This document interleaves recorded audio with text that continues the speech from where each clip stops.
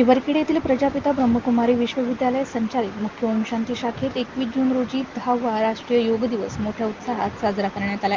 योगामुळे सुदृढ शरीर व निरोगी मन निर्माण होऊन मनातील नकारात्मकता दूर होऊन व्यक्ती वर्तमानावर लक्ष केंद्रित करतो, असे मत यावेळी आयोजित कार्यक्रमात ओम शांती शाखेच्या ब्रह्मकुमारी रश्मीदीदी योगाबाबत मार्गदर्शन करताना मांडले.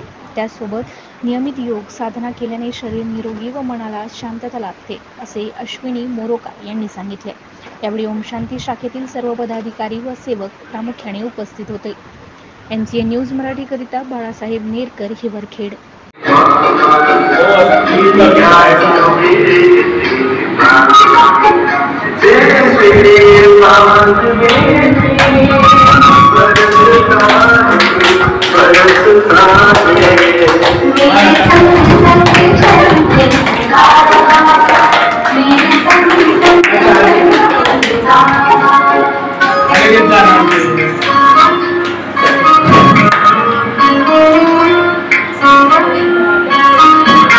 श्वास घ्यायचा असा मध्ये सोळ्याचा ते हात मध्ये